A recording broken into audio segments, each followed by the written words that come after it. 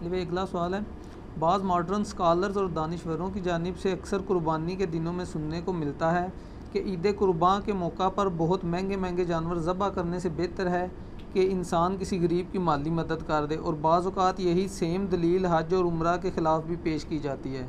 آپ کا موقف کیا ہے؟ میرا موقف یہ ہے کہ ماڈرن اسکالر جو ہے نا، ان کی مت ماری ہوئی ہے۔ شاعر اسلام تبدیل نہیں ہو سکتے۔ اس کی میں آپ کو ایک چھوٹی سی مثال دیتا ہوں۔ اس وقت ایون پاکستان جیسے اسلامی ملک کے اندر بھی لاکھوں لوگ ایسے ہیں کہ جن کو اذان کی آواز اس مسجد کی نہیں آ رہی ہوتی جہاں وہ نماز پڑھ رہے ہوتے ہیں۔ جب سے ایک سپیکر کا حکم ہوا تھا، اب تو خیر وہ 4 کر لی ہیں انہوں نے، تو ہم لوگ ظہر کی نماز اذان سن کے نہیں پڑھتے ہیں۔ ہمیں پتہ ہوتا ہے کہ مسجد میں 1 بجے جماعت ہے، فلاں مسجد میں 1:30 بجے ہے، ہم گھڑی کو دیکھ کے جا رہے ہوتے ہیں۔ پریکٹیکلی اس وقت اذان کی ضرورت باقی نہیں رہی ہے، اور یورپ امریکہ میں تو ویسے ہی اذان کی آواز باہر نہیں آتی، لوگ گھڑیوں کو دیکھ کے جمعے کے لیے نماز کے لیے جاتے ہیں۔ تو کیا اذان بند کر دیں گے؟ نہیں، وہ اسلام کے شعائر اللہ میں داخل ہے، وہ آپ چینج نہیں کر سکتے۔ جس طرح کہ صحیح بخاری میں آتا ہے کہ یہ رمل جو ہے طواف کے پہلے 3 چکروں میں، جو عمرے والا طواف ہوتا ہے احرام کی حالت میں، 3 چکروں میں آپ اکڑ کے چلتے ہیں، اس لیے کہ مشرکین عرب کہتے تھے کہ مدینہ بیماریوں کی سرزمین ہے، صحابہ آئیں گے تو بیمار ہوئے ہوں گے، تو نبی علیہ السلام نے حکم دیا کہ ذرا اکڑ کے چلنا ہے تاکہ پتہ چلے کہ مسلمان صحت مند ہے۔ لیکن اب تو اس کی کوئی ضرورت باقی نہیں ہے، لیکن آج بھی مرد نے چھوٹے چھوٹے قدم اکڑ کے اور فاسٹ چلنے ہوتے ہیں، وہ سنت زندہ ہے۔ صفا مروہ کی جو صحیح ہے، یہ کیا تھی؟ سیدہ ہاجر تھی نا، جو یہ ہاجرہ لفظ غلط ہے، ہاجر لفظ ہے، وہ دوڑی تھی پانی کے لیے، لیکن وہ اللہ نے کہا ان الصفا والمروہ من شعائر اللہ، صفا مروہ بھی اللہ کی نشانی ہے۔ حتیٰ کہ سورہ حج میں ہے کہ جو ہدی کے جانور ہیں، جو حج کے لیے قربانی کا جانور جاتا ہے، وہ بھی شعائر اللہ میں داخل ہے، حالانکہ وہ جانور ہے، شعائر اللہ میں داخل ہے، اللہ کے ساتھ اس کی نسبت ہو گئی ہے۔ بالکل اس طریقے سے یہ اسلام کے شاعر ہیں، ان کو آپ چینج نہیں کر سکتے۔ حتیٰ کہ اتنی سخت حدیث ہے سنن ابن ماجہ میں، المستدرک الحاکم میں، کہ نبی علیہ السلام نے فرمایا جو استطاعت کے باوجود عید کی قربانی نہیں کرتا وہ ہماری عیدگاہوں سے دور رہے۔ یعنی ایک ضعیف روایت بھی ہے کہ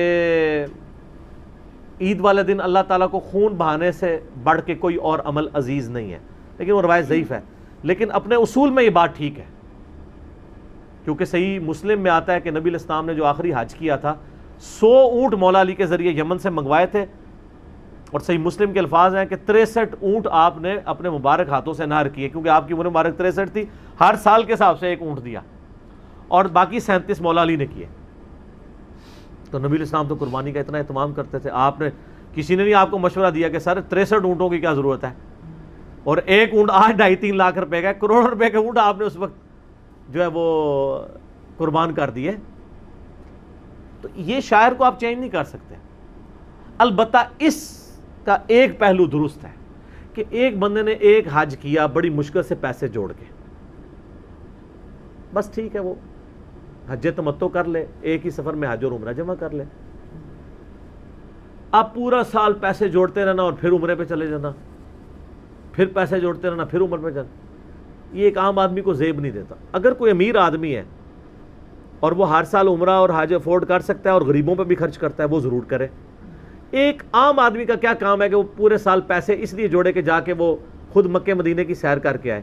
اینڈ رزلٹ تو مجھے نیکیاں چاہیے نا۔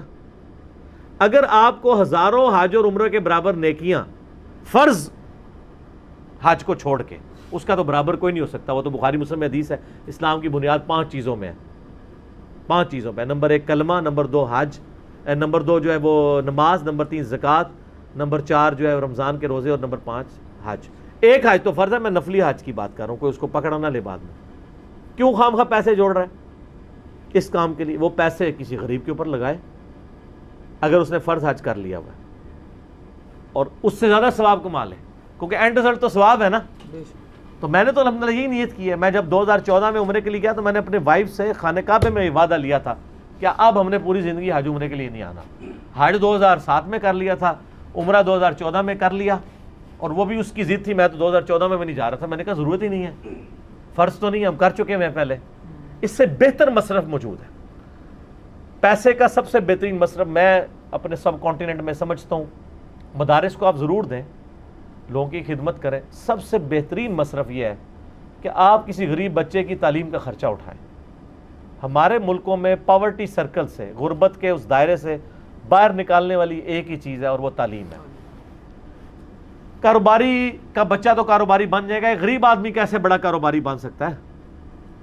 وہ ایک آدھی کوئی دانہ نکلتا ہے. لیکن تعلیم ایسی چیز ہے, 1000 بچوں کو آپ اچھی تعلیم دلوائیں, ان میں سے 900 بچے اس لیول پہ پہنچ جائیں گے کہ وہ اپنے خاندان کو پاورٹی سرکل سے نکال لیں.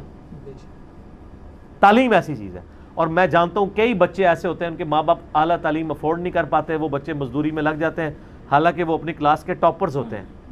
ایسے بچوں کو تلاش کریں, ان کی فائنینشیل مدد کریں, کتابیں فیسوں کا ارینجمنٹ کریں, تو آپ ایک پورے کے پورے خاندان کو غربت کے سرکل سے باہر نکال لیں گے. تعلیم کے علاوہ کوئی ذریعہ نہیں.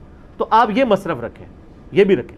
یہ جو ہر سال حج عمرے ہیں نا, یہ بھی میں اس کو کنڈیم کرتا ہوں, لیکن اگر کوئی اللہ کی راہ میں بھی لاکھوں لگاتا ہے اور وہ عمرہ بھی کرتا ہے تو اس کو بھی غلط نہیں کہنا چاہیے. یہ بھی ان علماء کا ایکسٹریمزم ہے کہ وہ کہتے ہیں نہیں جی وہ جو ایک عمرہ کر رہا ہے وہ بھی اللہ کی راہ میں ہی لگا دے. نہیں سر, وہ اللہ کی راہ میں آلریڈی بہت لگا رہا ہے تو اس کا دل ہے تو وہ پیدل میں. لیکن ایک بندہ پورا سال ہی پیسے جوڑ کے تو عمرہ کرنے چلا جاتا ہے, اس کو تو ہم کہیں گے کہ اس سے بہتر ذریعہ ہے نیکیاں کمانے کا, وہ کرو, تم ان کاموں پہ پیسے لگاؤ. ہمارا ملک تو میں آپ کو بتاؤں 40 چیریٹی کے اوپر رہا ہے. یہ چیریٹی اگر نہ ہو نا, یہ ملک نہیں چل سکتا. پاکستانی سب سے زیادہ چیریٹی میں مال دینے والے ہیں, کیونکہ یہاں پہ جو لوگ, آپ کو پتہ ہے ہمارے شہروں میں تو یہی ہے, اب اسلام آباد میں چلو ریٹ تھوڑے زیادہ ہیں, باقی عام شہروں میں تو آپ کو 1500 2000 2500 3000 میں کپڑے دھونے والی آپ کو مل جاتی ہے پورے مہینے کے لیے, کہ وہ ہفتے میں 2 دن آ کے کپڑے دھو دے گی, برتن دھو دیتی ہے. اتنے سارے کام صفائیاں کر کے بھی 1500 2000. سر 30 دن ایک گھر کی صفائی کرنا اور 1500 2000 کچھ بھی نہیں ہے, لیکن وہ کر رہی ہوتی ہیں. کیوں کر رہی ہوتی ہیں؟ کہ ان کو پرکس مل رہے ہوتے ہیں ساتھ, سائڈ بینیفٹ. وہ صرف وہ نہیں مل رہا ہوتا, جب جس گھر میں وہ کام کر رہی ہوتی ہیں, جب ان کا کوئی بچہ کوئی رشتہ دار باہر سے آتا ہے وہ کتنا کچھ گفٹ کرتا ہے. پھر سائڈ پہ کئی ایک خرچہ اللہ نے ان کا لگایا ہوتا ہے اس اعتبار سے کہ وہ کر رہے ہوتے ہیں. یعنی میں اپنے گھر میں, ہمارے گھر میں یعنی 3-4 یعنی کام کرنے والی ہیں, تو کئی ایک کے یعنی میری والدہ نے یعنی ان کے بچوں کی اسکول کے فیس کا خرچہ, یعنی وہ ہم سے ویسے تو مزدوری کی مد میں تو 3000 روپے لے کے جا رہی ہوں گی, لیکن فیسوں کے مد میں اس سے کئی زیادہ. کبھی کسی کا فریج خراب ہو گیا, اس کو فریج نیا لے دیا ہے.